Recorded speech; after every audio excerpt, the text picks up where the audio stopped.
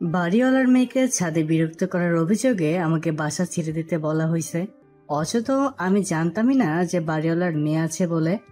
দরজায় আড়াতে লাগিয়ে রাখা হলদে রঙের কাগজের টুকরোটি হাতে নিয়ে কক্ষে প্রবেশ করলাম। এবার এখানে উঠেছি সবে মাত্র 1.5 মাস চলছে। 3 মাসের ভাড়া অগ্রিম দিয়ে রেখেছি। দিন রাত মিলে যে 7-8 ঘন্টার জন্য বাসায় থাকি তার প্রায় পুরোটা সময় কক্ষেই কেটে যায়। বেলকনিতে বসা হয় কিছুটা সময়, ছাদে তো যাইনি কোনোদিন। জানিও না বাড়িওয়ালার সন্তানেতে কতজন। অথচ ওনার মেয়েকে বিরক্ত করার অভিযোগে বাসা ছাড়ার নোটিশ আসলো। বিস্ময়কর ব্যাপার বটে। ঘড়ির কাঁটা তখন রাত 10টা। বাড়িওয়ালা 4 তলায় থাকেন, আমি 3য় তলায় থাকি। ভাবলাম সরাসরি কথা বলে বিষয়টি পরিষ্কার করে আসা দরকার। দরজার সামনে দাঁড়িয়ে কলিং বেল চাপলাম, কোনো সাড়া শব্দ নেই। 14-15 সেকেন্ড বিরতি নিয়ে আবার চাপলাম।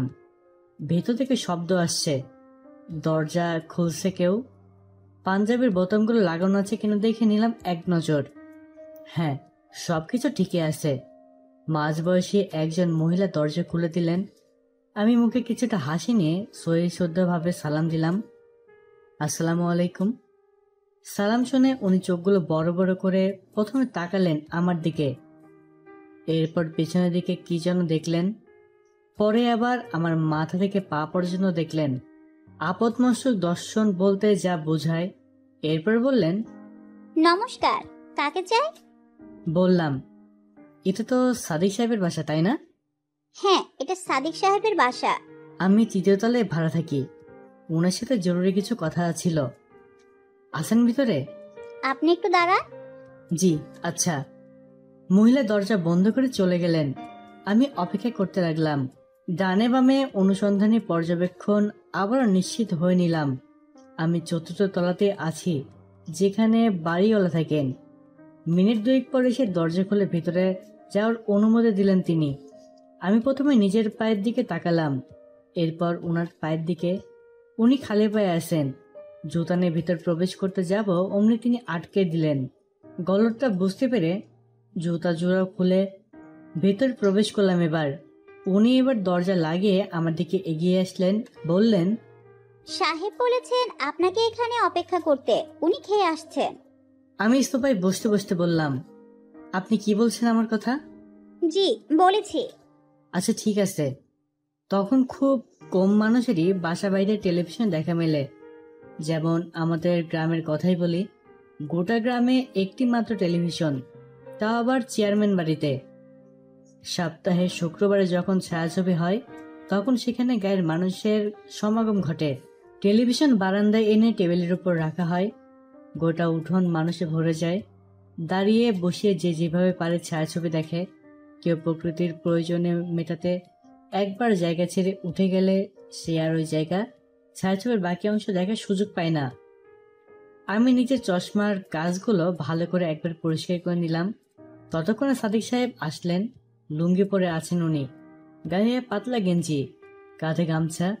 ওনাকে দেখে আমাদের গায়ের জমশেদ চাচার কথা মনে পড়ে গেল। মনে হচ্ছিল সাদিক সাহেব যেন জমশেদ চাচার জিরক্স কপি। আমি সোফা ছেড়ে উঠে দাঁড়াতে দাঁড়াতে ওনাকে সম্বোধন করে বললাম, আসসালামু আলাইকুম। ওয়ালাইকুম আসসালাম, বসুন বসুন। আমি দাঁড়িয়ে রইলাম। উনি আমার বিপরীত দিকে সবাই বসলেন। এবার আমিও বসলাম। চোখ দুটো বন্ধ করে থুটপিট দিয়ে দাঁতে আটকে যাওয়া কিছু একটা বের করে আনার ব্যর্থ চেষ্টা করলেন। এরপর বিরক্ত হয়ে সেটা সামনের টেবিলের উপর রেখে দিয়ে বললেন, তা কি মনে করে আমার বাসায়? 1.5 মাস হয়ে গেল আপনার। আমি বাসা করেছি আজ প্রায় 10 বছর। আপনার মতো বাড়াটে আমি আর একজনও দেখিনি। কথাগুলো বলার সময় উনি হাসছিলেন। ওনার মেয়েকে বিরক্ত করার পর এভাবে হেসে কথা বলাটা আমার মনে কৌতূহলের সৃষ্টি করলো। যদিও আমি বিরক্ত করিনি, ওই নোটিশের নিরিখে বললাম আর কি। তাহলে কি উনি এইসবের কিছু জানেন না? প্রশ্ন জাগলো মনে। বললাম, আসলে আমিও তো ভালোবাসার পাইনি। প্রায় 5 বছর যাবৎ এই শহরে আছি।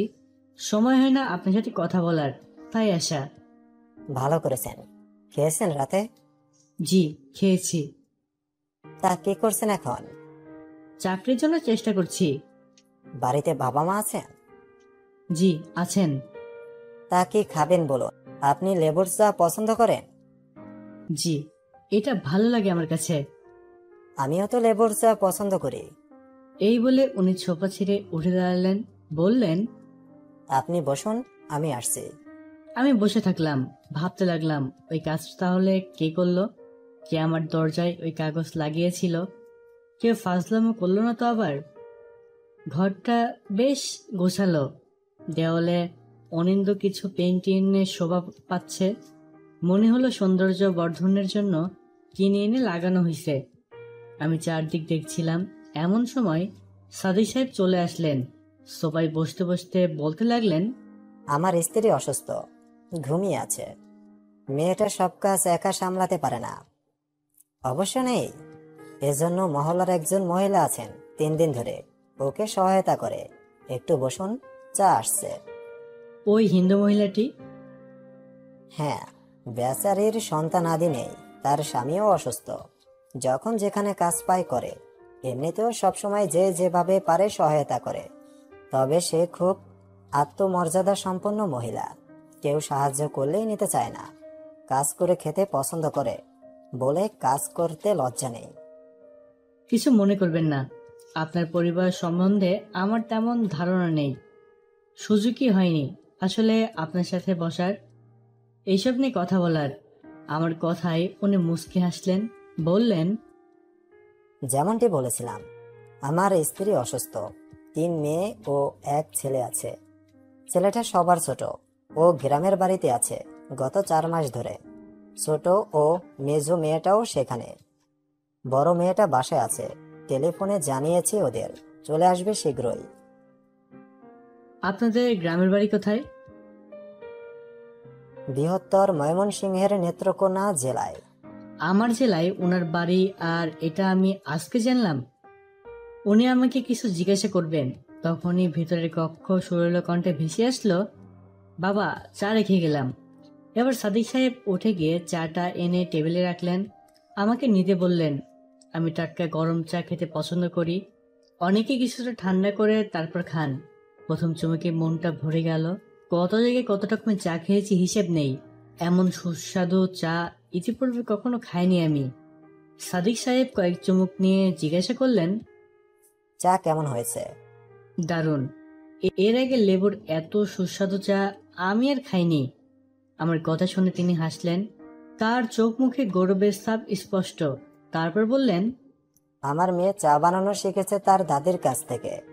আমার মায়ের হাত খুব ভালো ছিল, শুধু চা নয়, উনি সবকিছু রান্নাতেই বেশ পারদর্শী ছিলেন। তা আপনাকে কে রান্না করে দেয়? আমি নিজে রান্না করি, যদিও বেশিরভাগ সময় বাইরেই খাওয়া দাওয়া করা হয়। আগামী শুক্রবার জুম্মার নামাজ পড়ে চলে আসবেন, দাওয়াত আপনার। ইনশাল্লাহ। ততক্ষণে চা ফুরিয়ে এসেছে আমার। বললাম, আমাকে উঠতে হবে, শুক্রবারে আবার কথা হবে আপনার সাথে।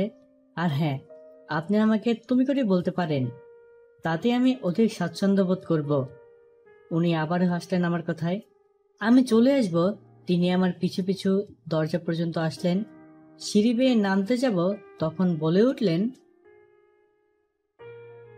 আমি একগাল হেসে বললাম, রিয়াদ আহমেদ ভুইয়া। আপনি রিয়াদ বলে ডাকবেন। আচ্ছা ঠিক আছে, গুড নাইট। Good night. শহরে থাকার পিছনে বড় কারণ হলো সাহিত্য চর্চার সুবিধা। ইতিমধ্যে 4টি বই বেরিয়েছে আমার, 5ম বই বের করার তোড়জোড় চলছে। শহরের বিভিন্ন জায়গায় ছড়িয়ে ছিটিয়ে থাকা কবি সাহিত্যদের পরামর্শ নিয়ে তাদের কাছে দৌড়ঝাঁপ তো আছেই, সাথে অনেক পরিচিত জন, শুভাকাঙ্ক্ষী আর বন্ধু বান্ধব, তাদের কাছে সারাদিন পড়ে থাকি। কাক ডাকা ভোরে বেরোই, ফিরি রাত 8টা-9টায়, কখনো 10টা-11টাও পার হয়ে যায়। বিছানায় শুয়ে ভাবছি, এটা আবার সাদি সাহেবের বড়মের কাজ নয় তো?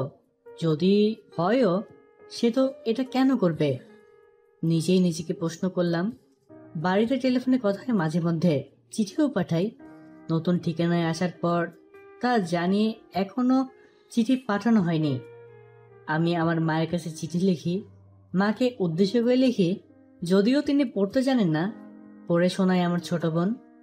তিনি নিজের ভাষা যা বলেন তা আবার লিখেও পাঠাইছে।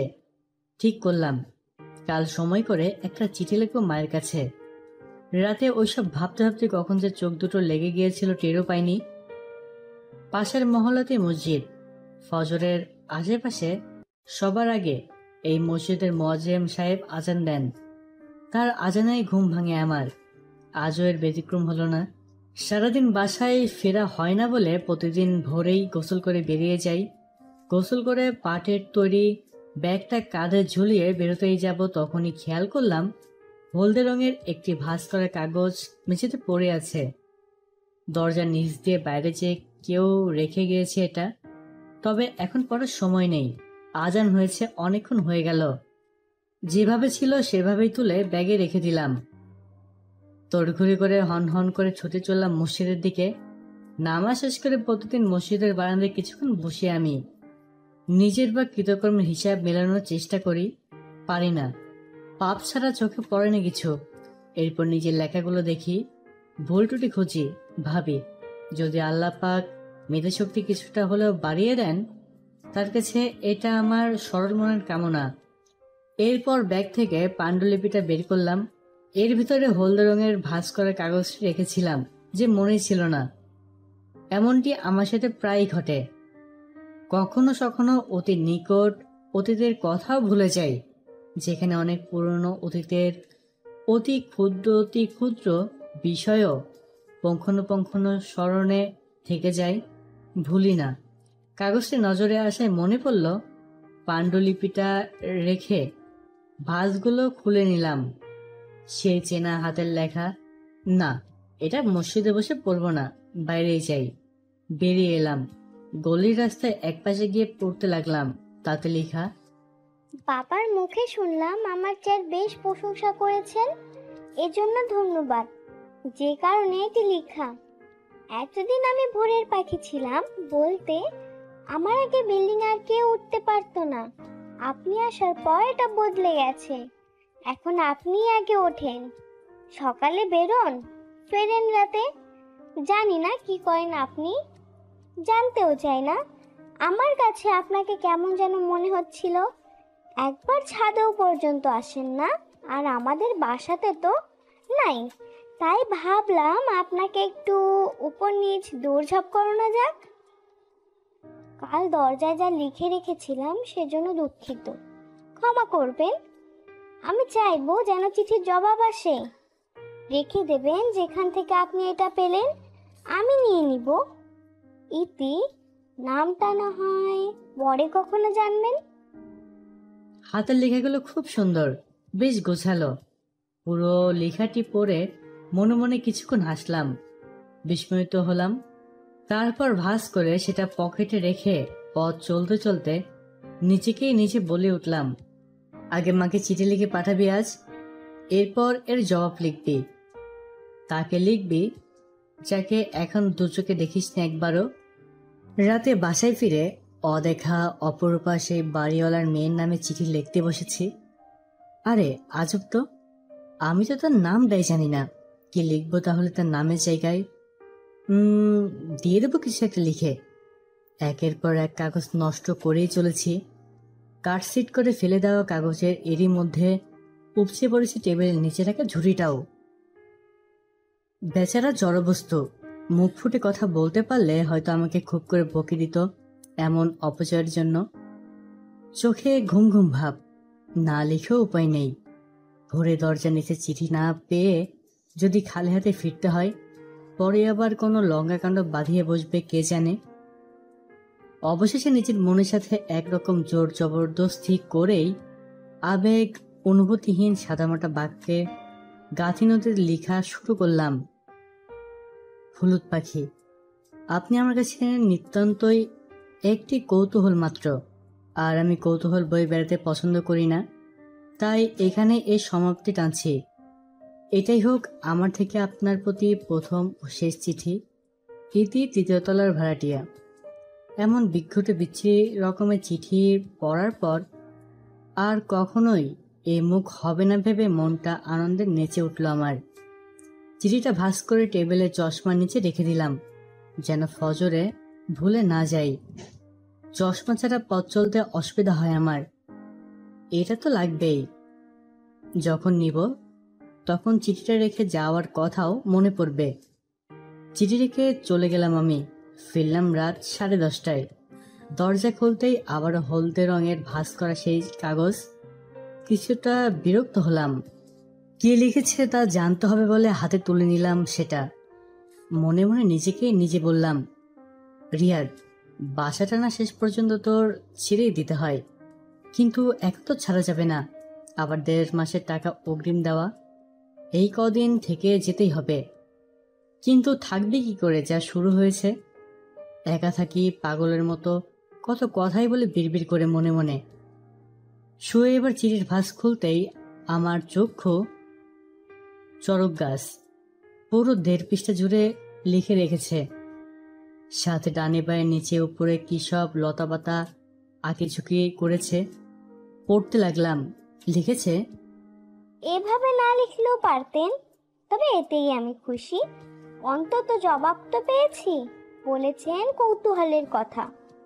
আমাকে নিয়েই যে আপনার কৌতূহল তাই শুধু নয়, আপনাকে নিয়েও আমার অনেক কৌতূহল রয়েছে। আর সেই কৌতূহল থেকেই এর শুরু।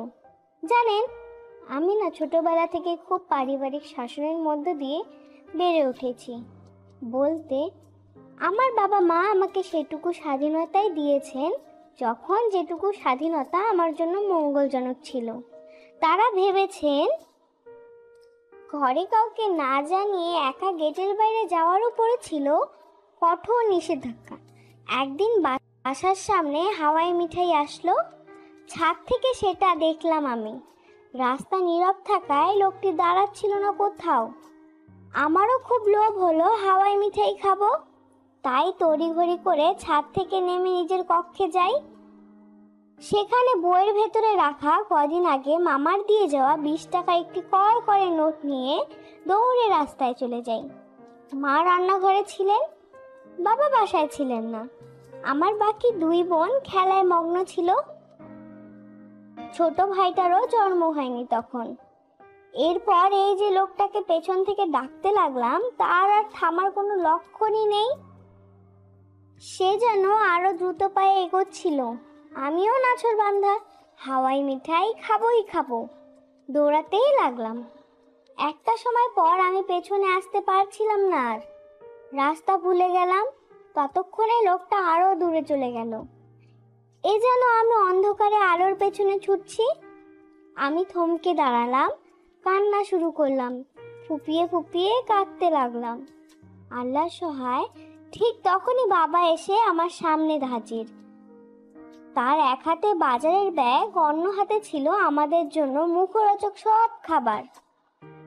সেদিনের পর থেকে আর কখনো আমি গেটের বাইরে একা যাইনি, যতদিন না সবকিছু বুঝতে শিখেছি, পথে ঘাটে চলতে শিখেছি। দেখুন না, কি সব আজগুবি কথা শুরু করে দিলাম। আসলে মনের মধ্যে অনেক কথা জমে আছে জানেন তো, কিন্তু বলার মতো কেউই নেই।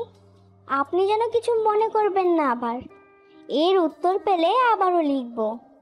আর যেমনটি বলেছিলেন, আগের চিঠিটায় যদি আপনার শেষ চিঠি হয়ে থাকে, তাহলে আর লিখব না আমি। ইতি, হলুদ পাখি। চিঠিটা হৃদয়ে দাগ কেটে গেল আমার। দাগ কাটলো উনার অতি গুছানো সুন্দর লেখাগুলো। দাগ কাটলো চারপাশে এত সুন্দর করে ফুল লতাপাতা এঁকে দেওয়াটা। কতটা সময় নিয়ে এটি লিখতে হয়েছে, আঁকতে হয়েছে। মনের ভিতর সেই প্রশ্নগুলো জাগলো। বিস্মিত হলাম কিছুক্ষণ।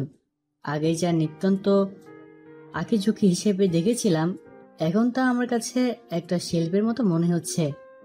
কাগজে কাপড়ে পিঠায় আঁকিঝুঁকি করাটাও একটা দুর্দান্ত শিল্প, যা বাঙালি নারীদের হাতের নিপুণ ছোঁয়ার অনির্দ প্রাণবন্ত হয়ে ফুটে ওঠে। এই শিল্প আর 20 টাকার নোটের বিষয়ে দুটি কথা না বললেই নয়। আমাদের স্বাধীন বাংলাদেশে প্রথম নিজস্ব কাগজে মুদ্রা চালু হয় 1972 খ্রিস্টাব্দের 4 মার্চ। সেটি ছিল একটি 1 টাকার নোটে, যাতে বাংলাদেশের মানচিত্র খচিত ছিল। সেদিন এই নোটে দেশের বাজারে ছাড়া হয়। সেই দিনে বাংলাদেশি কারেন্সিকে টাকা হিসেবে ঘোষণা করা হয়। ওই নোটটি ছাপা হয় ইন্ডিয়ার সিকিউরিটি প্রিন্টিং প্রেসে এবং এর দ্বিতীয় সিরিজে নোট মুদ্রা করা হয় যুক্তরাজ্য থেকে, এবং এতে ডিজাইন অ্যাডভাইজারিং কমিটির সদস্যর একজন ছিলেন আমাদেরই বৃহত্তর ময়মনসিংহের কৃতি সন্তান শিল্পাচার্য জয়নুল আবেদন। অন্যরা ছিলেন পটুয়া কামরুল হাসান, এ কে মুস্তফা, শিল্পী কায়রুম চৌধুরী ও শিক্ষাবিদ নীলিমা ইব্রাহিম। আর 20 টাকার নোটের প্রথম বাজারে আসে 1979 খ্রিস্টাব্দে 20 আগস্ট। এবার আমি নিজেকে অপরাধী ভাবতে লাগলাম ওই ধরনের বিক্ষটে 2.5 লাইনের একটি চিঠি লেখার জন্য। কিন্তু আমার চোখে ততক্ষণ রাজ্যের ঘুম এসে হাজির। এক্ষুনি না ঘুমালে বিদ্রোহ শুরু হয়ে যাবে। পরিণামে আমাকে ভুগতে হবে মাইগ্রেশনের ব্যথায়। যতগুলো কারণে মাইগ্রেশন হয় তার অন্যতম একটি কারণ হলো পরিমিত ঘুম না হওয়া। তাই চটজলদি একটু টুকরো কাগজ নিয়ে তাতে লিখলাম, হলুদ পাখি, কথাগুলোকে খাঁচায় বন্দি রাখবেন না, আর মুক্তি দিন। উঠতে পারার জন্য 3য় তলার বিশাল এক গগন রয়েছে, যা সীমাহীন। ইতি, হলুদ চিঠির প্রাপক। জানি চিঠিটা পড়ার পর প্রচন্ড রকম হাসবেন উনি। হলো তাই। পরদিন বৃহস্পতিবার ছিল। পরের চিঠিতে তার বর্ণনাও পেলাম। লিখেছে, আজকের দিনটি দারুণভাবে শুরু হয়েছিল আমার। চিঠি পড়ে হাসতে হাসতে পেটে ব্যথা হয়ে গিয়েছিল একদম। তথাপি বারবার পড়ছিলাম। কি লিখেছিলেন আপনি? ও হ্যাঁ, কথাগুলোকে খাঁচায় বন্দি রাখবেন না, আর মুক্তি দিন। উঠতে পারার জন্য 3য় তলায় বিশাল এক গগন রয়েছে, যা সীমাহীন। সব কিছুই ঠিক ছিল, তবে সবচেয়ে মজার ছিল 3য় তলায় বিশাল এক গগন রয়েছে, যা সীমাহীন কথাটি। বেশ সুন্দরভাবে কথা বলেন তো আপনি। যাক, আমার কথাগুলো এবার সেই সীমাহীন আকাশে মুক্ত মনে উড়তে পারবে তাহলে। আচ্ছা, একটা অনুরোধ করবে, রাখবেন কিন্তু। অবশ্য যতক্ষণে আপনি আমার চিঠিটি পড়বেন ততক্ষণে মোটামুটি সব আয়োজন শেষ হয়ে যাবে। তবুও বলছি, আপনার প্রিয় খাবারের মধ্যে কি কি আছে? বিশেষ করে ভাতের সাথে কি কি খেতে অধিক পছন্দ করেন জানতে পারি কি? আমি অপেক্ষায় থাকবো, জানাতে ভুলবেন না যেন। ইতি, হলুদ পাখি। আসলেই যখন আমি চিঠিটা পড়ছিলাম তখন রাত প্রায় 11:30। কাল জুম্মার পরেই ওনাদের পাশেই দাওয়াত। এখন অযথাই নিজের পছন্দের খাবার তালিকা জানিয়ে লিখলে সেটা হবে এক ধরনের অবিচার। তার উপর সাদিক সাহেবের স্ত্রী অসুস্থ। উনি সুস্থ থাকলেও না, একটা কথা ছিল। সবকিছু বিবেচনায় নিয়ে লিখলাম, হলুদ পাখি। আমি জানি না কি লিখব আর তা কেমন হয়, তবে আমি মন থেকে যা আসে তাই লিখি। আপনার ভালো লেগেছে সেটা আমার দৃষ্টিভঙ্গির বিষয়। আর যদি গভীরের কথা বলি, তা হলো হঠাৎ করেই চিঠি আদান প্রদানের মাধ্যমে জমে থাকা ভাবগুলোর বিনিময় মূলত আপনাকে উল্লসিত করে তুলেছে, আনন্দ দিচ্ছে। হয়তো প্রকৃতি ভালো লাগার কারণ সেটাই। আমার লেখার ধরন নয়। আর হ্যাঁ, আমার প্রিয় খাবার তালিকা উল্লেখযোগ্য তেমন কিছুই নেই। ইতি, সীমাহীন গগন। পরের দিন বাইরে কোথাও গেলাম না আর। গোসল করলাম বেলা 11:30টার দিকে। তারপর বেলকনিতে বসে পাণ্ডুলিপি নেড়ে চেড়ে দেখতে লাগলাম। তখনই মাথায় দুষ্টবুদ্ধি চেপে বসলো। বাজার থেকে লুকিয়ে কিনে এনে রাখা হুক্কোটা বের করলাম। না, নেশা করার মতলবে নয়। অনেকে দেখি এটা টানেন, কৃষক থেকে শুরু করে এমনকি কতের বসি সাহিত্যরাও। চুরুট বিড়ির চেয়েও নাকি এটা নেশা হয় বেশি। আমি তো আর নেশা করি না, তো আনলাম কেন? কারণ আমার বহুদিনের শখ। বেলকনিতে চেয়ারে হেলান দিয়ে বসবো আমি, তারপর সামনের টেবিলের উপর রাখবো লেখালেখি সরমাদি, তার পাশে পাণ্ডুলিপি। এরপর খালি হুক্কোয় পানি ভরে মনে সুখে টানবো। আর বুদবুদ শব্দের চারপাশে একটা সাহিত্য আবহাওয়া তৈরি হবে। তখন মাঝে মধ্যে আর চোখে পাণ্ডুলিপির দিকে তাকাবো। সামনে কল্পনা শীর্ষে বেশে নিজেকে কাছোমাছো হয়ে বসে থাকতে দেখে গম্ভীর স্বরে গুরুর মতো বলবো, বাছা, লেখালেখি যেন তেন কোনো বিষয় নহে, ইহা এক মহা তপস্যার বিষয়। তাপস্য করো। যেই ভাবা সেই কাজ। খাটের নিচে রাখা হুক্কোর ব্যাগটা হাতে নিয়ে বেলকনির দিকে পা বাড়ালাম। এমন সময় কেউ কলিং বেল চাপল। বেখেয়ালি মন সেটা হাত থেকে রাখতে ভুলে গেল। তা নিয়েই দরজা খুলে দিলাম। সাদিক সাহেব। ওনার কোমরে গামছা বাঁধা, হাতে পায়ে ধুলোবালির ছাপ। এবার নিজের হাতটা পিছনের দিকে নিয়ে ওনাকে সালাম দিলাম। জবাব দিলেন উনি। তারপর বললেন, নামাজে যাবে না? জি যাব। হাতে ওটা কি? তেমন কিছু না, ময়লা। ও আচ্ছা, দাও আমি ফেলে দেই। না থাক, আমি ফেলে দিতে পারবো। আরে দাও তো, আমি সবে মাত্র ঘরের সব ময়লা পরিষ্কার করলাম। মেয়েটা একা সব করলে হাঁপিয়ে যেত। ওই মহিলাও আজ আসেনি। দাও, বাইরে ডাস্টবিনে ফেলে দিবেন। আর কিছু না বলে দিয়ে দিলাম ওনার কাছে। তিনি অদূরে সিঁড়িতে থাকা ময়লা ভর্তি পাটের বস্তায় সেটা ছুঁড়ে ফেলে দিলেন। আমি যেন হাঁপ ছেড়ে বসলাম। উফ, চলে গেলেন উনি। হুক্কা নিয়ে একটি কথা না বললেই নয়। বাংলা ও দক্ষিণ এশিয়ার বিভিন্ন ভাষায় হুক্কা শব্দটি প্রচলিত আছে। এটি একটি ধূমপানের যন্ত্র বিশেষ। মুঘল যুগে এদেশে ব্যবহৃত ইংরেজ ও অন্যরাও একে হাবল বাবল বলেও সম্বোধন করত। এখন এর দেখা তেমন মেলে না। এরপরও তথাতথিক মাজারের ওসর স্বঘোষিত ভরপুষে সন্ন্যাসী ফকিরদের আসরে এর দেখা মেলে। তবে হ্যাঁ, ধূমপান সেটা যেই করুক আর যে যন্ত্রের দ্বারাই করুক না কেন, ধূমপানীয় ক্ষতি অনিবার্য। এ থেকে সকলে বিরত থাকা বাঞ্ছনীয়। ততক্ষণে আজান হয়ে গেছে।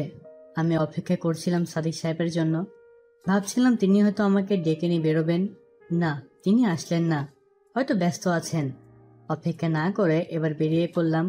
শয়ে শয়ে মানুষ মসজিদে যাচ্ছে। কারো হাতে পিতলের জগ তো কারো হাতে কলসি, কেউ বা কাচের বোতল নিয়ে যাচ্ছেন। এসবের ভেতরে পানি।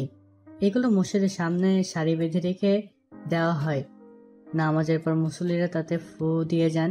এই পানিকে পড়া পানি ও উতার পানিও বলে শোনা যায়।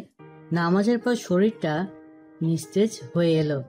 মসজিদে বসেও কয়েকবার হেলে পড়েছিলাম ঝিমুতে ঝিমুতে। বিছানায় পিঠ ঠেকাতেই কখন যে ঘুমিয়ে পড়লাম টেরই পাইনি। কলিং বেলের আওয়াজে ঘুম ভেঙে গেল। সাদিক সাহেব নিশ্চয়। হ্যাঁ, তিনি আমাকে ডাকতে এসেছেন। হাত মুখ ধুয়ে নিলাম। চোখ মুখ ফুলে গেছে কিছুটা। পাঞ্জাবি পরে চুলগুলো আশ্রে আয়নার সামনে নিজেকেই নিজে ফুরিয়ে ফুরিয়ে দেখে নিলাম কেমন লাগছে। হাজার হোক দাওয়াত খেতে যাচ্ছি বলে কথা। দরজার সামনে গিয়ে কলিং বেল চাপার কয়েক সেকেন্ডের মধ্যেই দরজা খুলে দেওয়া হলো। একে তো কখনো দেখিনি। 8-10 বছর বয়সী একটি ছেলে। চেহারাটা মাশাল্লাহ বেশ মায়াবী। তাকেও সালাম দিলাম। আসসালামু আলাইকুম। ওয়ালাইকুম আসসালাম। আপনি এসে? কার কথা বলছো বলো তো? বাবা বললেন মেহমানের কথা। হ্যাঁ, আমি সে। চলো ভিতরে। সাদিক সাহেবের বাকি ছেলেমেয়েরা গ্রাম থেকে চলে এসেছে তাহলে। বললাম, তোমার নাম কি? তায়েফ আহমেদ। বাহ, বেশ সুন্দর নাম তো। কে রেখেছে তোমার নাম? আমার বড় আপু। ও আচ্ছা। এমন সময় কেউ ভিতর থেকে ওকে ডাকলো। চলে গেল। আমি সোফায় বসে রইলাম। খেয়াল করলাম পেইন্টিংগুলোর অবস্থান বদলে দেওয়া হয়েছে। আরো নানান জিনিস নড়চড় করা হয়েছে। সাজানো হয়েছে নতুন মাত্রায়। পরিপাটি সবকিছু গোছানো পরিষ্কার। এমনটি সচরাচর দেখা যায় না। সবাই পরিষ্কার পরিচ্ছন্ন থাকেন না, কিন্তু এভাবে সবসময় থাকা দরকার। কিছুক্ষণ পর সাদিক সাহেব আসলেন, সাথে তায়েফও। ওর বা হাত দিয়ে সাদিক সাহেবের ডান হাতের তর্জনী আঙ্গুলটি মুষ্টি করে ধরে রেখেছে। সাদিক সাহেব ওকে নিয়ে এসে সোফায় বসতে বসতে বললেন, ওরা গতকাল রওনা দিয়েছিল। নামাজের আগে আগেই এসেছে। পথে ছিল এক দূর সম্পর্কের আত্মীয়ের বাড়িতে। হ্যাঁ, আমার ছোট ভাই এসেছে। একটা কাজের ছেলেও। রাতে আসলে পরিচয় করিয়ে দিবনে। কেন যেন মনে হচ্ছিল কেউ আড়াল থেকে দেখছে আমায়। যেখানে বসেছি তার ঠিক বরাবর পেছন দিয়ে একটি কক্ষ আছে। সেদিকে তাকাতে যাব, অমনি তাইফ ওর বাবার আঙ্গুল ছেড়ে বলে উঠল, আপু দেখে ফেলেছি তোমাকে, দেখে ফেলেছি। এই বলতে বলতে কক্ষর দিকে দৌড়ে চলে গেল। আমিও এবার সাদিক সাহেবের দিকে তাকিয়ে অনেকটা জোর করেই মুস্কি হাসার চেষ্টা করলাম। উনিও হাসলেন। এমন ভাব করলাম যেন কিছুই হয়নি, অথচ ভিতর থেকে কৌতূহলের অন্ত নেই। ভাবছি, কে ছিল এটা? তাইফের বড় বোন, ওই হলদে পাখি, নাকি অন্য কেউ? বাহারি সব খাবারের টেবিল সাজানো হয়েছে। খাসি, গরু আর মুরগির গোস্তুতে তরকারির বাটিগুলো যেন উপচে পড়েছে। রান্না করা হয়েছে মাছ, সবজি ও ডাল। আরে বা, পায়েসও আছে দেখছি। আমার বেশ পছন্দের খাবার এটা।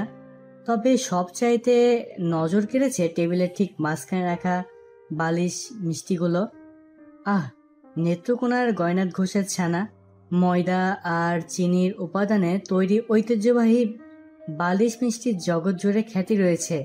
এর নাম শুনলেই যেখানে আমার জিভে পানি চলে আসে, সেখানে তো এখন আমার সামনে রাখা আছে। জিভের পানি সামলাতে পারছি না আর।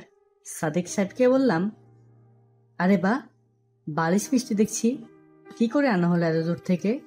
তিনি এক গাল হেসে বললেন, হাড়িতে করে আনা হয়েছে, অনেক দিন হয় নেত্রকোনায় যাওয়া হয় না, আর গেলে বালিশ মিষ্টি না খেয়ে আসা হয় না। খুব পছন্দ করি আমি। আমাদের পরিবারের সবার কাছে এই মিষ্টি খুব পছন্দের। তো বসে না থেকে শুরু করা যাক নাকি? সাদিক সাহেব খাবার শুরু করতে তাগিদ দিলেন। উনিও বসেছেন। আপাতত মনে হচ্ছে না আর কেউ বসবে বলে। তথাপি বিষয়টি নিশ্চিত হতে নিতে জিজ্ঞেস করলাম, আমরা কেবল, আর কেউ কি বসবেন না? না, ওরা আরো পরে খাবে, নাস্তা করেছে এসে। তুমি শুরু করতে পারো। হাঁসের গোস্তের কথা বলতে তো ভুলেই গিয়েছিলাম। এতগুলো প্রিয় খাবার একসাথে সামনে থাকায় কোনটা রেখে কোনটার কথা বলবো বুঝে উঠতে পারতেছি না আসলে। অনেকেই হাঁসের গোস্ত খেতে পারেন না, কারণ এর তরকারিতে একটা আলাদা গন্ধ থাকে, যা যার সকলে সহ্য করতে পারে না। তবে সেভাবে রান্না করা গেলে এর জবাবই নেই। অসাধারণ স্বাদ। আমার মা খুব ভালো করে রান্না করতে পারেন এটা। বাড়িতে আমাদের পরিবারের কেবল আমি হাঁসের গোস্ত খেতে পছন্দ করি। এত সব মুখরোচক খাবারের গন্ধে যেন হুঁশি নেই। অবস্থা এমন, খাবারের শুরুতে পড়ার যে দোয়া মসজিদের ইমাম সাহেব থেকে শিখেছিলাম, সেটা পড়তেও ভুলে গেছি। খাওয়ার মাঝে কিছুক্ষণ পর পর আঙ্গুল আর হাতের তালু চেটেপুটে খেতে হচ্ছে অতিরিক্ত মশলা ও ঝুলের কারণে। সাদিক সাহেব বিষয়টা লক্ষ্য করলেন, বললেন, রান্না কেমন হয়েছে? আমি মুরগি রানে কামড় বসাচ্ছিলাম তখন। খাবারের মাঝে কথা বলা পছন্দ করি না। প্রশ্নের জবাব দিতে তড়িঘড়ি করে চিবিয়ে কিছুটা খালি করে নিয়ে বললাম, দারুণ হয়েছে। বলেছিলাম না তোমাকে, আমার মায়ের রান্নার হাতের কোনো জবাব নেই। ওনার কথায় কিছুটা অবাক হলাম। বললাম, আপনার মায়ের হাতের রান্না বলতে? মা আজ আমাদের মাঝে নেই, কিন্তু আমার বড় মেয়ে তো আছে। সে সবকিছু শিখেছে তার দাদির কাছ থেকে। বলতে পারো, আমার বড় মেয়ের হাতের রান্নাই আমার মায়ের হাতের রান্না, বুঝেছো? আমি মুচকি হাসলাম। তারপর খাবারে মনোযোগ দিলাম। অত্যন্ত ভোজন রসিক মানুষ আমি। নিজের লেখালেখির বাইরে ঘুম আর খাওয়া দাওয়া আমার বেশ পছন্দের। সবচেয়ে বিঘ্নঘট দুনিয়ার যেন ওলটপালট মনে হয়। খাচ্ছি তো খাচ্ছি, খেয়েই চলেছি।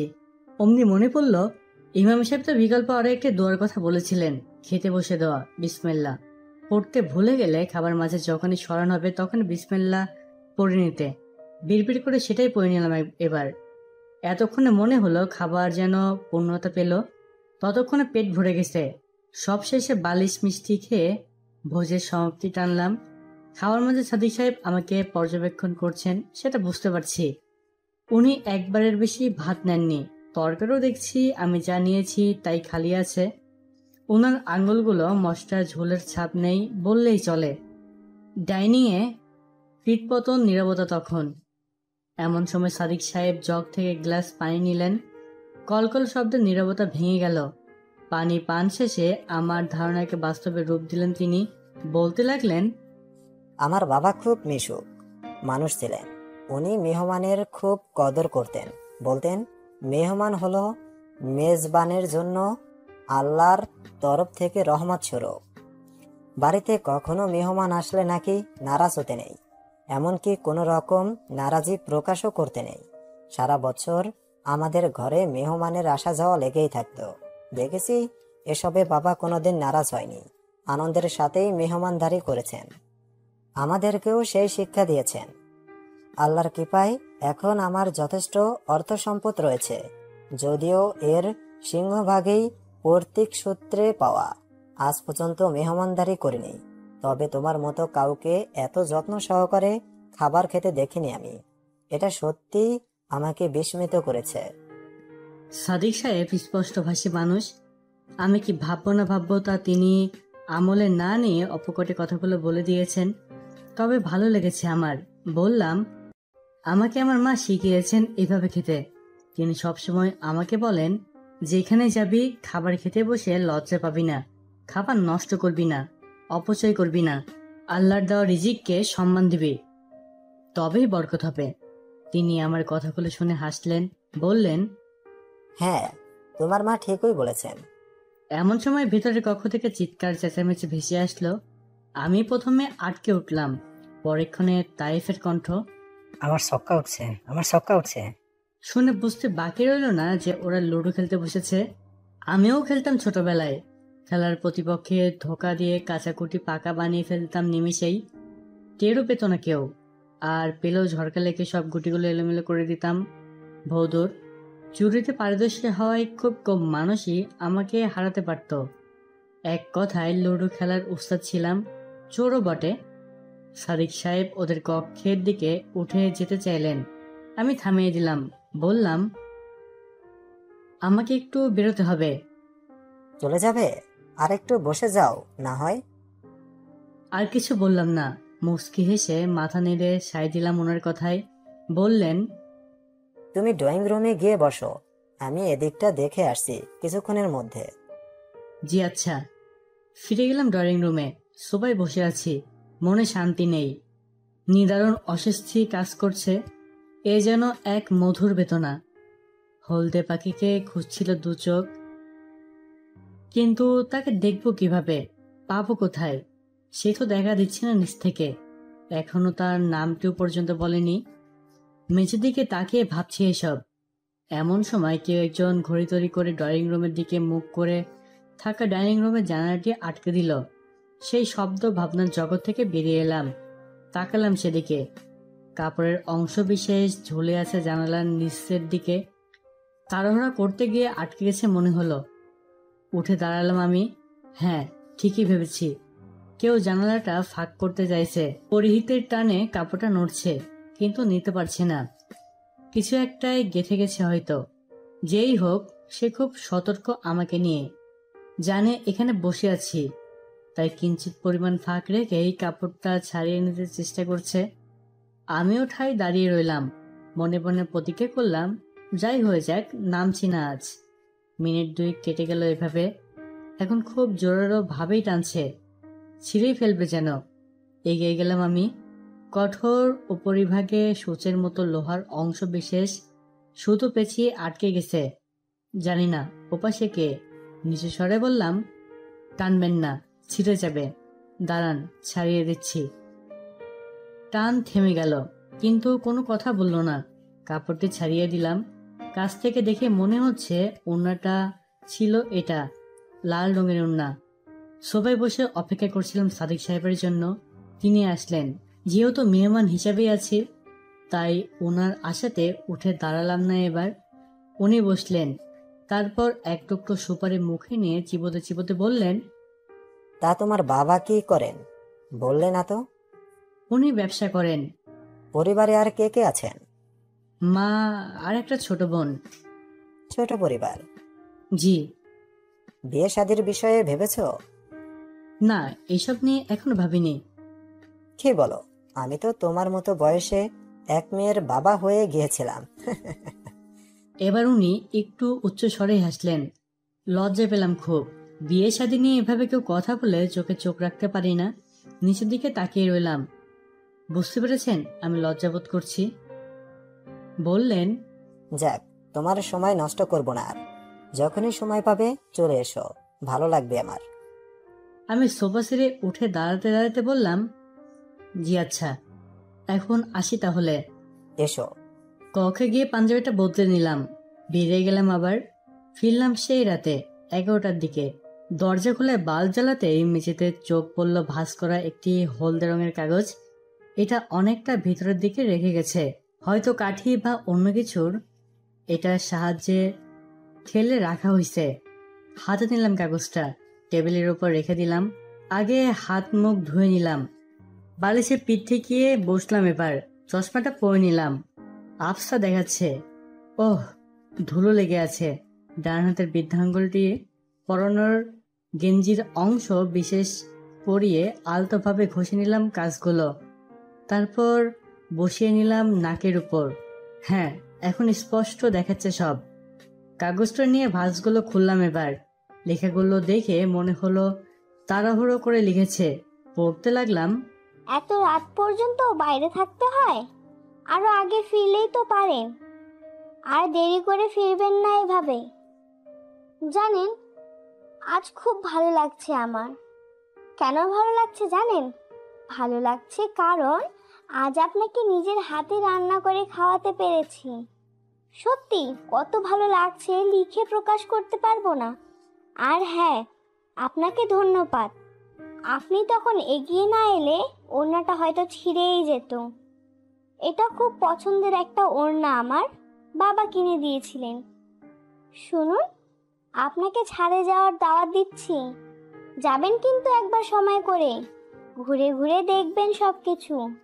আর তারপর আমাকে বড় করে একটা চিঠি লিখবেন।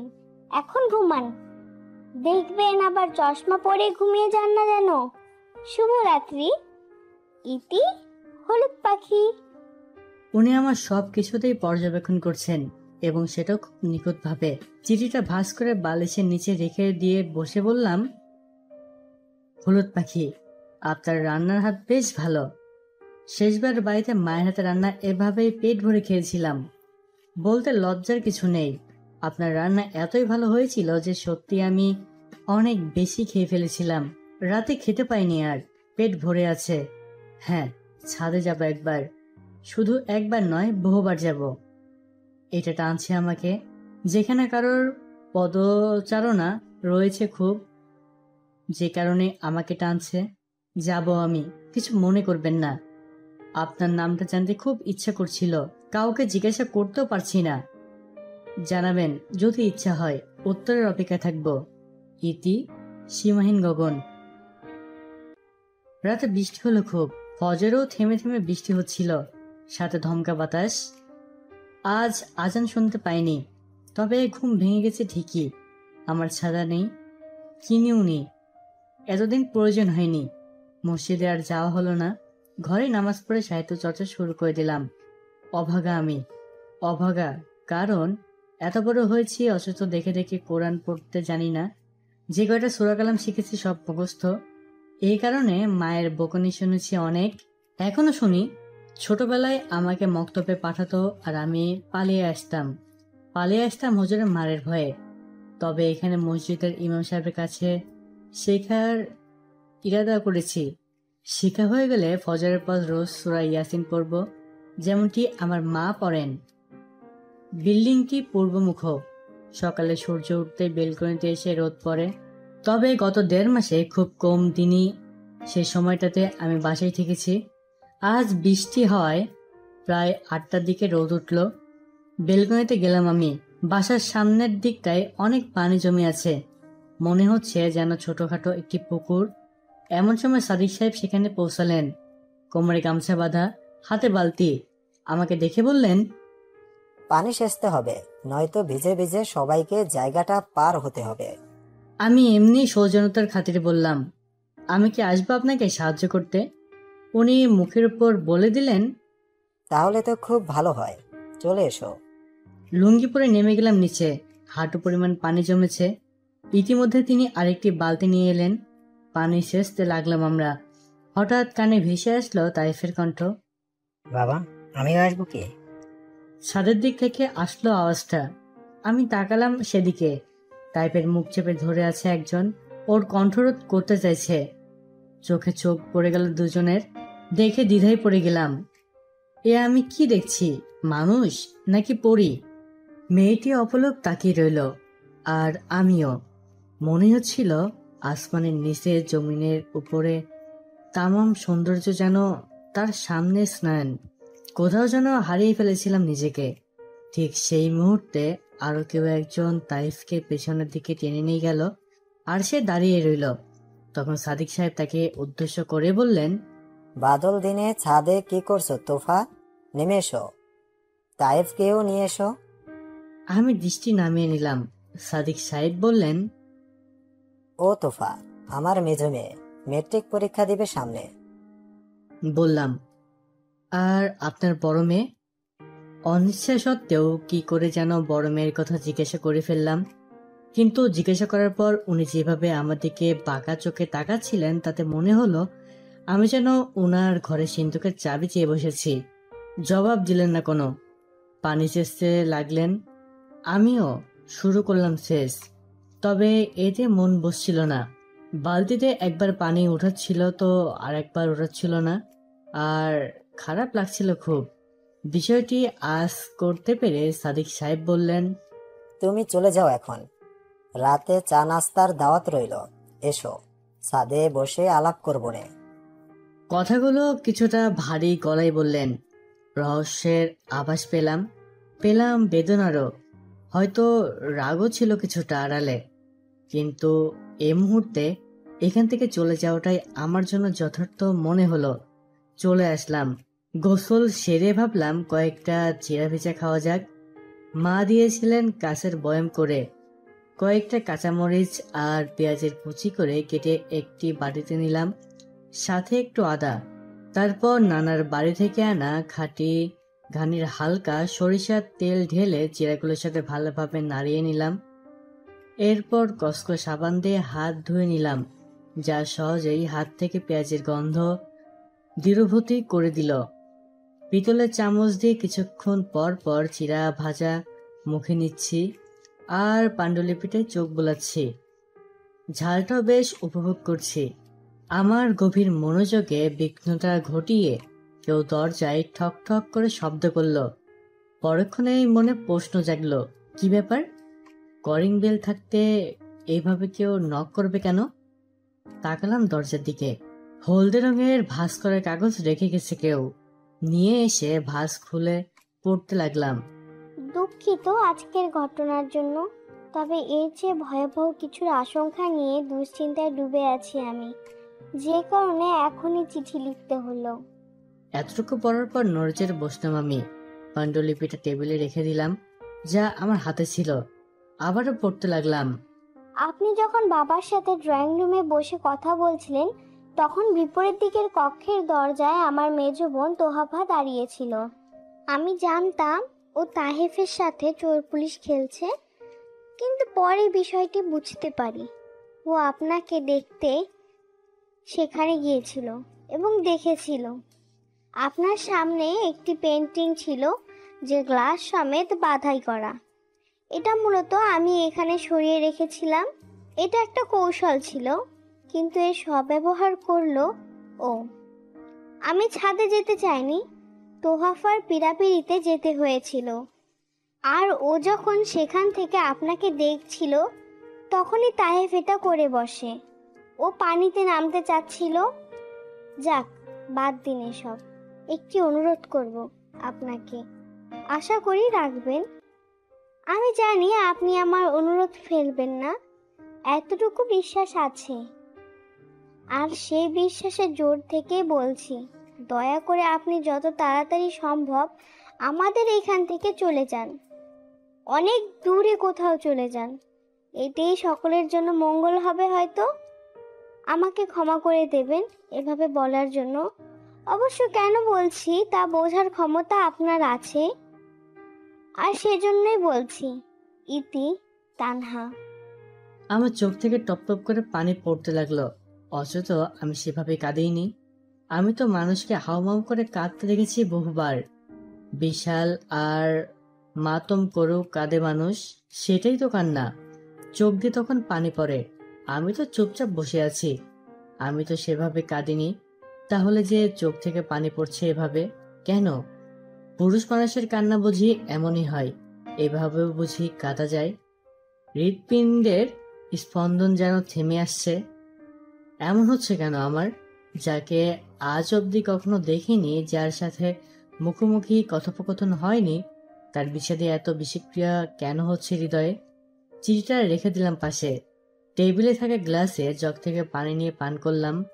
মনে হচ্ছিল কিছুটা স্বস্তি মিলবে, মেলেনি। পানিতে গলা ভিজেছে অন্তর নয়। যে আগুন দৃশ্যমান তা তো নেভানোর প্রয়াস করা যায়, কিন্তু যা দেখা যায় না তা নেভাই কি করে? কখন যে ঘুমিয়ে পড়েছিলাম মনেই নেই। কলিং বেলের শব্দে ঘুম ভাঙল। চোখ কস্তাতে কস্তাতে বিছানা ছেড়ে গিয়ে দরজা খুললাম। তাইপ এসেছে, হাতে থালা, ঢেকে রাখা হয়েছে কিছু। বললাম, কি ব্যাপার তাইফ? তুমি হাতে কি? ছোট হলেও ও খুব মিষ্টি করে কথা বলে, বাচন ভঙ্গিও ভালো। যথাযথ পারিবারিক শিক্ষা পেলে এ বয়সের বাচ্চারা যেমন হয় আর কি। বলল, হাতে গরম লাগছে খুব। আমি ওর হাত থেকে থালাটা নিলাম। বললাম, ভিতরে এসো। থালাটা টেবিলে রেখে চেয়ারে বসতে বললাম ওকে। আমিও বসলাম বিছানায়। বললাম, তা কি নিয়ে এসেছো? খিচুড়ি, ভুনা খিচুড়ি, সাথে হাঁসের গোস্ত। তা কে রান্না করলো? মেজ আপু। ও আচ্ছা, তাহলে তোমার মেজ আপু খিচুড়ি রান্না করে পাঠিয়েছেন। ভালো। তুমি খেয়েছো? জি খেয়েছি। খাবার মতো তেমন কিছু ছিল না কক্ষে ওকে দেয়ার। কলা ছিল এক হালি। বললাম, কলা খাবে? ও হাসলো। দুটি কলা এনে দিলাম। খুব যত্ন সহকারে কলাগুলো খেলো ও। এরপর উঠে দাঁড়ালো। বললাম, বসো আর কিছুক্ষণ। না, চলে যাব। আচ্ছা। ওকে দরজা পর্যন্ত এগিয়ে দিয়ে আসলাম। বিছানায় বসে ভাবছি খিচুড়িটা খাবো নাকি খাবো না। খিদেও পেয়েছে খুব, খেয়ে নিতে মন্দ কি। খেলাম। তেমন না হলেও একেবারে যে খারাপ তা নয়। এশার নামাজ শেষ করে গলির মোড়ে দেখা হয়ে গেল সাদিক সাহেবের সাথে। এখানে একটি দোকানে টেলিভিশন রয়েছে। যখনই এর সামনে দিয়ে আসা যাওয়া করি তখন কানে ভেসে আসে সিনেমা ঢিসুম ঢিসুম আওয়াজ। সেই ফজর থেকে রাত 11টা অব্দি ভিড় জমেই থাকে। এখানে যাতে নিয়মিত দেখি এদের কাউকে জুমার নামাজ ছাড়া আর কখনো মসজিদের সীমায়ও দেখি না। আবার মসজিদে যাদের নিয়মিত দেখা তাদের কাউকে প্রয়োজন ছাড়া এর দ্বারের কাছেও দেখি না। এ এক অদ্ভুত দৃশ্য দেয়াল। সাদিক সাহেব চোখের ইশারায় আমায় অপেক্ষা করতে বললেন। এক ভদ্রলোকের সাথে কথা বলতে থাকায় এমনটি করলেন তিনি। ওনাদের থেকে আমার দূরত্ব 3-4 ফিটের। চুপচাপ দাঁড়িয়ে আছি। ভদ্রলোক এক পর্যায়ে সাদিক সাহেবকে উদ্দেশ্য করে বললেন, তবে যাই বলুন না কেন, আপনার বড় মেয়েকে আমার ছেলের বউ বানাতে পারলে নিজেকে ভাগ্যবান মনে করতাম। যাক, আপনারা যেমন খুশি। সাদিক সাহেব বরাবরের মতোই হাসলেন। মুস্কি হাসিতে দারুণ দেখায় ওনাকে। বললেন, আমি আমার মেয়ের জন্য পাত্র পেয়ে গেছি। দোয়া করি আপনার ছেলের জন্য যেন ভালো কোনো মেয়ে পান। এবার তাহলে আসি, আবার কথা হবে অন্য কোনো সময়। জি আচ্ছা। ভদ্রলোক চলে গেলেন। সাদিক সাহেব আর আমি বাসার দিকে রওনা হলাম। উনি আগে আগে, আমি পাশ থেকে উনার কিছুটা পিছু পিছু হাঁটছি। ভদ্রলোকের কথাগুলো দারুণভাবে আহত হলাম।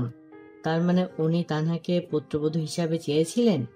সাদিক সাহেব রাজি হননি। আবার উনি বলেছিলেন যে পাত্র নাকি পেয়ে গেছেন। কার কথা বলেছিলেন, কাকে পেয়েছেন? প্রশ্নগুলো ঘুরপাক খেতে লাগলো মনে। আমাকে এভাবে চুপচাপ হয়ে চলতে দেখে সাদিক সাহেব বললেন, কি ব্যাপার, শরীর ঠিক আছে তো? জি ঠিক আছে। ডিনার করেছো? না। রান্না? না। তাহলে খাবে কি? বাসায় গিয়ে রান্না করব, তারপর খাবো। এভাবে কষ্ট হয় না? তা তো বটেই। আমি বলি কি, তোমার উচিত বিয়ে করে ফেলা। এ বয়সে বিয়ে শাদী না করে থাকাটা ঠিক না। ছোটখাটো কোনো চাকরি বন্দোবস্ত হয়ে গেলেই তা নিয়ে ভাববো। এটাও ঠিক, একদম কিছু না করেও তো বিয়ে করাটা সমীচীন হবে না। জি, বাসার সামনে চলে এসেছি। বললাম, চা খেতে কি আসতেই হবে? শুধু চা নয়, আমরা ডিনার একসাথে করি। তুমিও আমাদের সাথে খাবে। চলো, এখন আর রান্না করতে হবে না। ওনার আন্তরিকতার মুখের উপর না করতে পারলাম না, রাজি হয়ে গেলাম। দরজার সামনে দাঁড়িয়ে আছি, কলিং বেল চাপলেন উনি। কয়েক মুহূর্ত পর দরজা খুলে দেওয়া হলো। তোহফা মাথায় ওড়না পড়ে আছে, আর সৌন্দর্য কলমে বর্ণনা করা অসম্ভব। নজর নামিয়ে ফেললাম আমি। সে দরজার হাতল ধরে পাশ কেটে দাঁড়ালো। আমরা ভিতরে প্রবেশ করলাম। সাদিক সাহেব বললেন, তুমি বসো এখানে, আমি দেখছি। এই বলে উনি চলে গেলেন ভিতরের দিকে। আমি সোফায় বসলাম। তোহফা যে অদূরে দাঁড়িয়ে, তাতে কোনো আগ্রহ দেখলাম না, চুপচাপ বসে রইল। ড্রয়িং রুমে পিটপতন নীরবতা নেমে এলো। কামনা করছিলাম ও যেন এখান থেকে দ্রুত অন্য কক্ষে চলে যায়, বরঞ্চ এর উল্টো ঘটল। আমার ঠিক বিপরীত দিকেই সোফায় এসে বসে পড়ল ও। উঠে দাঁড়িয়ে গেলাম আমি। বলল, কি ব্যাপার, উঠে দাঁড়ালেন যে? আমি আমতা আমতা করে বললাম, কথার ওজনে মনে হচ্ছে সে আমার সাথে কয়েক যুগ ধরে পরিচিত। বসে পড়লাম। বলল, খিচুড়িটা কেমন লেগেছিল বললেন না তো কিছু, নাকি খাননি? খেয়েছি, খাবো না কেন, খুব ভালো লেগেছে। আমাকে খুশি করতে মিথ্যে বলছেন না তো আবার? মিথ্যে কেন বলবো বলুন? তাছাড়া আপনাকে খুশি করার প্রায়শই বা কেন করব? জানেন, আমি খুব চেষ্টা করি আপুর মতো করে রান্না করতে, কিন্তু পারি না। আপুর হাতে যেন জাদু আছে, যা আমার হাতে নেই। এই জন্য হিংসেও হয় অনেক, কেন যে আমি ভালোভাবে রান্না করতে পারি না। ও আরো কিছু বলবে, তখন তায়েব এসে হাজির। তায়েবকে দেখে তোহফা বলল, এখানে কি করিস? তাইফের জবাব। তাইফ চলে গেল। এবার ডাইনিং রুমের দিকে পা বাড়ালাম দুজনেই। সাদিক সাহেবের স্ত্রীকে দেখে অবাক হলাম, আবার ভালো লাগলো। তিনি বিছানা ছেড়ে উঠতে পেরেছেন দেখে। শুরুর দিকে যখন বাসায় উঠেছিলাম তখন একবার দেখা হয়েছিল কেবল, আর আজ দেখলাম। সালাম দিলাম ওনাকে, আসসালামু আলাইকুম। ওয়ালাইকুম আসসালাম। এসে বাবা, খুব ভালো লেগেছে আপনাকে দেখে। মেয়েদের পিড়াপিড়িতে উঠে আসতে হলো। কেমন আছো তুমি? জি আলহামদুলিল্লাহ। চাকরি পেয়েছো? না, চেষ্টা করছি। আচ্ছা বসো। টেবিলের দুপাশে 3টি করে চেয়ার, আর একদিকে একটি। একদিক খালি। আমি ওনার বরাবর বিপরীত পাশে বসলাম। তাইফ ওনার ডান পাশে। তাইফের পর এসে বসলো আরেকজন, সে সম্ভবত সাদিক সাহেবের ছোট মেয়ে। আমার বাদিকে চেয়ারে তোহফা বসলো। এরপর আসলো আরেকজন। তাকে উদ্দেশ্য করে তোহফা বলল, আপু, তুমি আমার পাশে বসো। জামার হাতা একেবারে কবজি পর্যন্ত ঢেকে আছে। ওনার কারণে মুখমণ্ডল দেখার কোনো সুযোগ নেই। এত কাছে তবুও দেখতে পাচ্ছি না মানুষটাকে। নীরব তার চলন। অনেকেই হাঁটার সময় ধপধপ আওয়াজ করে হাঁটেন, বলতে পা খুব জোরে জোরে ফেলেন। সাদিক সাহেব আসলেন এবার। তিনি মাঝে চেয়ারটায় বসলেন। ভাত নয়, রুটি ও ভুনা গোস্তের ব্যবস্থা করা হয়েছে। খাবারটা ভালো ছিল। আসলেই তোহফার হিংসা করার যৌক্তিকতা আছে। যে হিংসা করতে পারে। ছাদে আমি আর সাদিক সাহেব। সারাদিনের পরে আর বৃষ্টি না হলেও আকাশটা মেঘাচ্ছন্ন হয়ে আছে। মাঝে মাঝে বিদ্যুৎ চমকাচ্ছিল। রাতে আজও বৃষ্টি নামতে পারে। এমন পরিবেশে চায়ে চুমুক দিলে এক ধরনের উষ্ণতা কাজ করে। আমাকে কিছু না বলতে দেখে চা খেতে খেতে তিনি আগ বাড়িয়ে শুরু করলেন। বললেন, ধরো তুমি হঠাৎ করেই এমন কিছু পেয়ে গেলে যা অপ্রত্যাশিত ছিল, এবং সেটা অনেক মূল্যবান কিছু, তখন তোমার অনুভূতি কেমন হবে? বললাম, আমি সবসময় সবকিছুর জন্য নিজেকে প্রস্তুত রাখতে পছন্দ করি। এরপরে যদি অপ্রত্যাশিত কিছু ঘটে যার যোগ্য আমি নই, তা পেতে যাই, তবে এর যথাযথ মূল্যায়নে যত্নবান হব। ভালো বলেছ। আমি আমার বড় মেয়ের বিয়ের কথা ভাবছিলাম।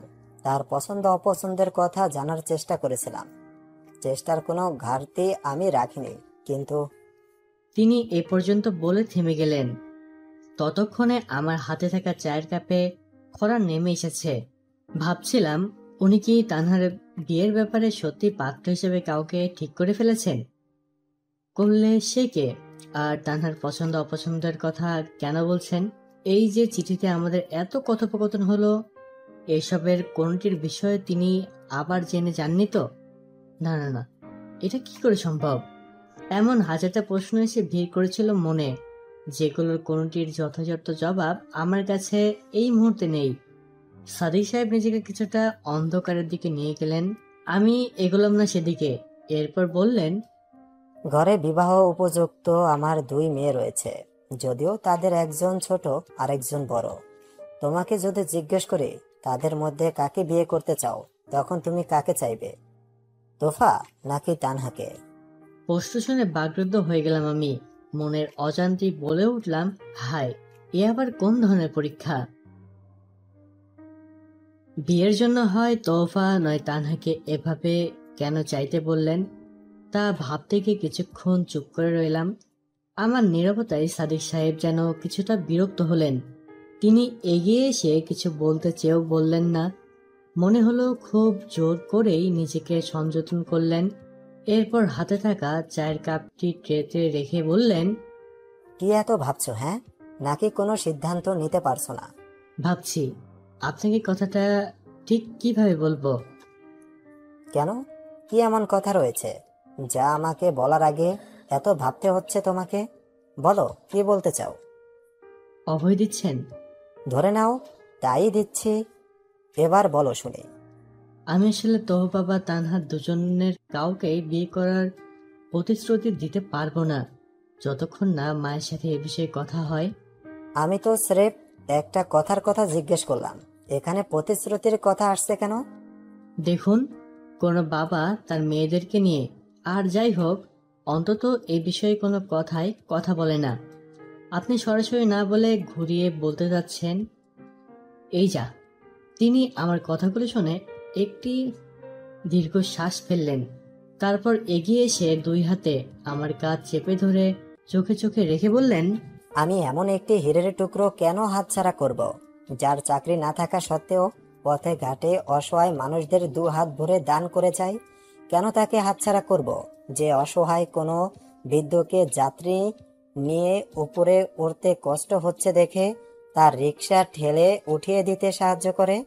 কেন তাকে হাতছাড়া করব, যে একজন টকবগে যুবক হয়েও রোজ ফরজে আরামের ঘুম ত্যাগ করে মসজিদে যেতে অলসতা করে না?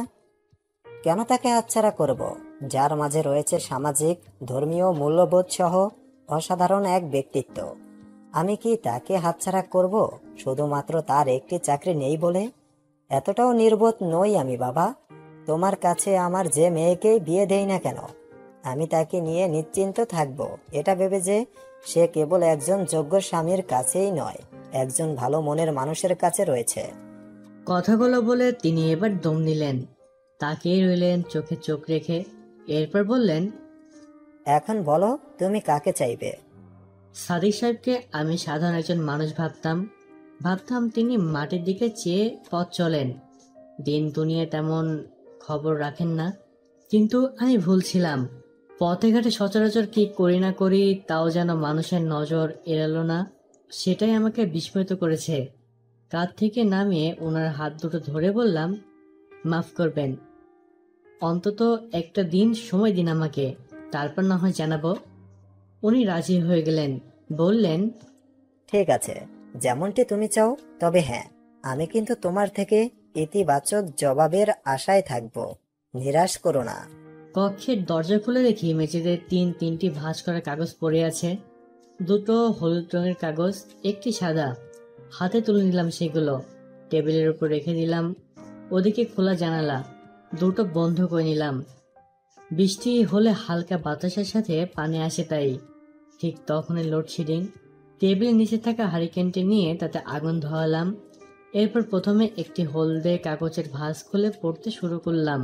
লিখেছে, আমাদের মাঝে একটু ভুল বোঝাবুঝি হয়েছে। আমি ধরেই নিয়েছিলাম যে তোহাফা আপনাকে পছন্দ করে ফেলেছে আর সেই এসব করেছে, কিন্তু না, ও নিজে থেকে এসে আমাকে বলেছে যে আপু 3 তলার ভাড়াটে ছেলেটাকে তোমার সাথে বেশ মানাবে। দেখতেও যেমন সুন্দর তেমন চালচলনও। আমি তো একবার দেখেই সব ধরে ফেলেছি। এরপর যথাসম্ভব কাছ থেকে দেখার চেষ্টা করেছি কথা বলার ভঙ্গি কেমন বা অন্য কোনো সমস্যা আছে কিনা। যেমন ধরো হাঁটাচলা ঠিক আছে কিনা, কানে শোনে কিনা, এসব আর কি। না, সেই ধরনের কোনো সমস্যাই চোখে পড়েনি, তবে চশমা পরে, এটা মানিয়ে নেওয়া যায়। তুমি বললে বাকি সব আমি ঠিক করে দেই, কি বলো? এসব ছাড়াও আরো অনেক কিছু কথাই বলেছে ও। এখানে চুম্বক অংশ লিখলাম শুধু। আচ্ছা, সত্যি করে বলুন তো, আপনার মনেও কি তাই চলছে যা আমার মনে চলছে? জানাবেন কিন্তু। আমি অপেক্ষায় থাকবো। ঘুম থেকে উঠেই প্রথমে সেটা জানতে হাজির হব আপনার দরজায়। ইতি, তানহা।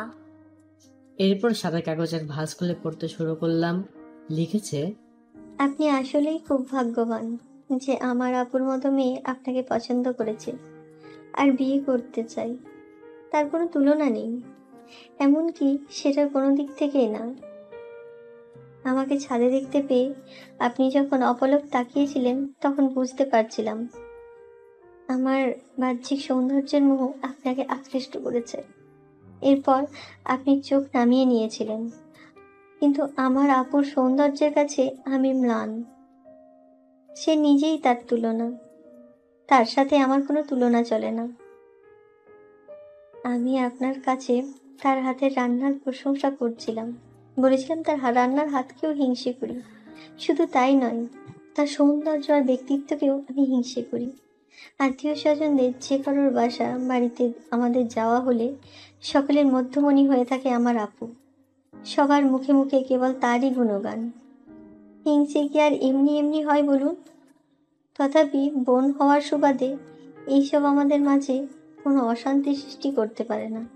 কেননা তাকে আমি যতটা না হিংসে করি তার চেয়ে হাজারো গুণ বেশি ভালোবাসি, কারণ সে আমার বোন। আপনাদের দুজনকেই মানাবে বেশ। এত সব কথার সামনাসামনি বলার সুযোগ বা সময় কোনোটাই হবে না, তাই চিঠি লিখে জানালাম। আপনার কোনো আপত্তি না থাকলে আমি মায়ের সাথে কথা বলবো, প্রয়োজনে বাবার সাথেও। উত্তরের অপেক্ষায় থাকবো। আর হ্যাঁ, ছাদে যে কবুতর ঘরটি আছে তার পেছনের দিকে সুতো বেঁধে চিঠিটা রেখে আসবেন, আমি সেখান থেকে নিয়ে নিব। ইতি, তোফা। এসব পরে আমি যেন পাথর হয়ে যাচ্ছিলাম। এক গ্লাস পানি পান করে এবার অবশিষ্ট হলদে কাগজের ভাঁজ খুলে পড়তে লাগলাম। লিখেছে, আমার অসতর্কতার কারণে একটি অসুবিধা হয়ে গেছে। চিঠিটা দিয়ে যখন বালিশের নিচে থাকা ডায়েরিটি নিতে আসলাম তখন তা সেখানে ছিল না। ঠিক কখন থেকে এটা সেখানে ছিল না তাও বলতে পারছি না। ভয় পেয়ে গিয়েছিলাম খুব। বাবা কিংবা মায়ের হাতে চলে যায়নি তো আবার? অনেক খোঁজাখুঁজির পর সেটা তোহাফার কক্ষে পেলাম। তাতে আপনাকে নিয়ে আমার অনেক কথাই লেখা ছিল। তোহাফা সব পড়ে নিয়েছে। আর ওকে নিয়ে যে ভয় ছিল তারও প্রমাণ পেলাম। ওর কক্ষের ঝুড়ির মাঝে অনেকগুলো কাগজের টুকরো দেখে সন্দেহ জাগে মনে। তারপর সেগুলো একে একে নিয়ে দেখতে থাকি। তোহাফার ছোট্ট আবুজ মনে আপনাকে জায়গা দিয়ে ফেলেছে। এত কম সময়ে এমনটি হয়ে যাবে তা ভাবনাতীত, কিন্তু তাই হয়েছে।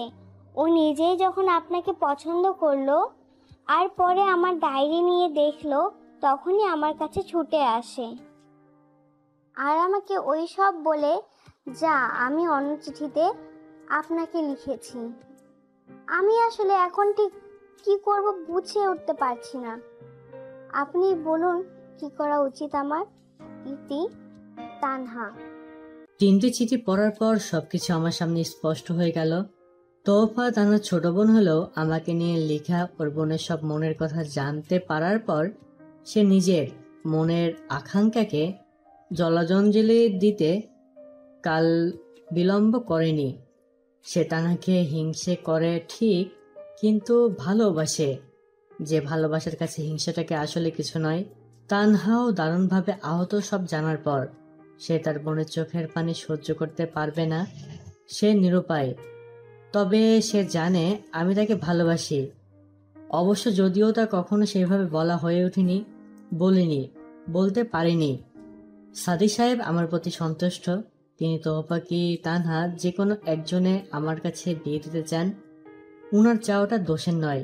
বাবা হিসাবে তিনি তো চাইতেই পারেন, কিন্তু আমি যে ওনার থেকে একদিনের সময় নিলাম নিজের সিদ্ধান্ত জানাবে বলে, তার কি হবে? আগামীকাল দিন শেষে উনি যখন বুক ভরা আশা নিয়ে আমার থেকে সুখবর শুনতে চাইবেন, তখন আমি আমার প্রতি থাকা দু বোনের কার ভালোবাসাকে বলিদান দিব, কার অনুভূতিগুলোকে গলা টিপে হত্যা করব। আমি যখন যে কোনো একজনকে চাইলেই সাদিক সাহেব হাসি মুখে বিয়ে দিতে রাজি হয়ে যাবেন। তানহাকে আমি ভালোবাসি। ওকে চাইলে আর বিয়ে হয়ে গেলেও ও কি করে তোফার সামনে দাঁড়াবে? যদিও তোফা আড়ালে নিজের চোখের পানি ফেলবে, কিন্তু তানহা তো সব জানে। ভেতর থেকে নিজের বোনের কষ্টগুলো কি ওকে খুঁড়ে খুঁড়ে খাবে না? আর তোফাকেই বা কি করে চাইবো, সে তো প্রশ্নই আসে না।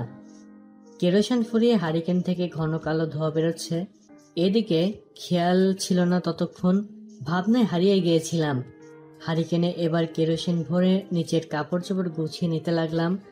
ঘড়ির কাঁটা ততক্ষণে রাত 1:45 অতিক্রম করেছে। তেমন কিছু নেই আমার, কিছু বই আর কাপড় চোপড়, ফার্নিচার কিছু আগে থেকে ছিল, আর কিছু সাদিক সাহেব প্রয়োজন অনুসারে দিয়েছিলেন ব্যবহারের জন্য। সবকিছু গোছগাছ করে ঘর পরিষ্কার করতে প্রায় 2:30 বেজে গেছে। এরপর নিচের ডায়েরির কয়েকটা পাতা ছিঁড়ে চিঠি লিখতে বসলাম। তোফা, তুমি তো ছোট মানুষ, তুমি করে বলাই আবার কিছু মনে করো না যেন। দুনিয়ায় ভালো মন্দ বোঝার ক্ষমতা এখন তোমার হয়ে ওঠেনি। এ বয়সে হুট করেই কখনো কিছু ভালো লেগে যাওয়াটা অস্বাভাবিক কিছু নয়। তবে তোমার নিজেকে নিয়ন্ত্রণ করতে শিখতে হবে, ধৈর্য ধরতে জানতে হবে। এ বয়সে না একটি ভুল সিদ্ধান্ত সারা জীবনের দুঃখের কারণ হয়ে দাঁড়াতে পারে। নিজের বাবা মায়ের কথা মেনে চলো, তাদের অবদ্ধ হয়েও না। তোমার আপুকে এভাবে সারা জীবন ভালোবাসো, এটা কখনো যেন ভুল হয় না। আমার জন্য দোয়া করো। ভুল কিছু করে থাকলে ক্ষমা করে দিও। ইতি, রিয়াদ। এরপর সাদিক সাহেবকে লিখলাম, চাচা, আমাকে ক্ষমা করবেন। যখন আপনি চিঠিটা পড়ছেন তখন আমি ঢাকা ছেড়ে চলে গেছি। আমি যাচ্ছি আমার মায়ের কাছে। আপনাদের থেকে পাওয়া ভালোবাসার কথা ভুলবো না কোনো দিন। দোয়া করবেন আমার জন্য। আপনাকে কষ্ট দিতে চাইনি, তাই আপনার সামনে দাঁড়ানোর মুখও আমার নেই। চাচিকে আমার সালাম জানাবেন, নিজের যত্ন নেবেন। ইতি, আপনার স্নেহধন্য রিয়াদ। তানাকে কি ভাষায় লিখবো বুঝতে পারছিলাম না। চিঠির শব্দচয়ন কেমন হবে যাতে করে পড়ার সময় ও হৃদয়ে কিছুটা হলো স্বস্তি মিলবে। লিখতে শুরু করলাম। তানহা, জানি খুব রাগ হবে আমার প্রস্তাবে, ভেঙে পড়বে, ক্ষত বিক্ষত হবে তোমার হৃদয়। এতদিন কাছে থেকেও আপনি সম্বোধন কত চিঠি লিখেছি, অথচ আজ যখন তোমাকে তুমি করে লিখছি, তখন আমি তোমার থেকে বহু দূরে চলে যাচ্ছি। তোমার বাবা বলেছিলেন বাবা তোমার থেকে কাকে বিয়ে করতে চাইবো আমি। একবার মুখ ফুটে বললেই হইতো। সারা জীবনের জন্য তোমাকে আমার চোখের আলো করে পেয়ে যেতাম। তুমি আমার ঘরে সেভাবে উঠতে যেভাবে বাগ বাগিচার প্রজাপতিটা ওড়ে। বিচরণ করতে আমার মনে, নিজের সকল ক্লান্তি আর ক্লাস দূরীভূত করতে আমার আলিঙ্গনে। সারা জীবন আমরা একে অপরের সুখে দুঃখে সঙ্গী হয়ে থাকতাম, কিন্তু এসব হওয়ার সুযোগ থাকা সত্ত্বেও আমি চাইনি একজন আদর্শ বড় বোন তার ছোট বোনের কাছে সারা জীবনের জন্য ছোট আর নিচু হয়ে যাক। তোমাকে লেখা এটাই আমার জীবনের শেষ চিঠি। তোমার হলদে রঙের চিঠিগুলো আমার বুকে ক্ষণে ক্ষণে প্রেমের যে ঝড় তুলল, আজ তা বেদনার প্লাবনের রূপ নিয়েছে। জানি না কদিনেই দুঃসহ স্মৃতি নিয়ে বাঁচতে পারবো। নিজের যত্ন নিও, বাবা মাকে কখনো কষ্ট দিও না। আমায় ক্ষমা করো। চিঠিগুলো সব পুড়িয়ে দিও, না হয় এগুলো তোমাকে ভেতর থেকে পুরো ছাড়খাড় করে দিবে। ভালোবাসা নিও, যেভাবে তুমি নিতে চাও। আল্লাহ হাফেজ। ইতি, রিয়াদ। তোবাকে চিঠি লেখাটা ছাদে ওর বলে দেওয়া জায়গাটায় রেখে এলাম। বাইরে বৃষ্টি হচ্ছে, সাথে ধমকা বাতাস, ক্ষণে ক্ষণে বিদ্যুৎ চমকাচ্ছে। মনে হচ্ছিল আজ যেন আমার সাথে আকাশটাও হৃদয় ভাঙল। বইগুলো পলিথিনে পেঁচিয়ে পাটের ব্যাগে নিলাম। কাপড়গুলো ভিজলে ভিজে যাক, অসুবিধা নেই। বেরিয়ে পড়লাম বাসা থেকে। ততক্ষণে বাসার সামনের দিকটা টাকনো পর্যন্ত পানি জমে গেছে। ভোর অব্দি হয়তো হাঁটু পানি হয়ে যাবে। তখন আমি আর আসবো না সাদিক সাহেবকে পানি শেষে সাহায্য করতে। গেট পেরিয়ে গলির সরু পথটা ধরে বড় রাস্তার দিকে এগোতে লাগলাম। ততক্ষণে সারা শরীর ভিজে গেছে আমার। চিৎকার করে কাঁদতে ইচ্ছে করছিল, পারছিলাম না। যে শক্তি এখন নেই আমার, কাঁদতেও শক্তির প্রয়োজন। মাথার উপর আকাশটা যেন বারবার আমার হয়ে বুক ফাটিয়ে চিৎকার করে উঠছিল। হয়তো তার ক্রোধও হচ্ছিল আমার প্রতি। হলেই বা কি, আকাশটা তো আর জানে না তার বিশালতার চেয়েও বেশি বেদনা আর দুঃখ বয়ে নিশীতে নিভৃতে কেঁদে ফিরেছি আমি একা, সঙ্গীহীন।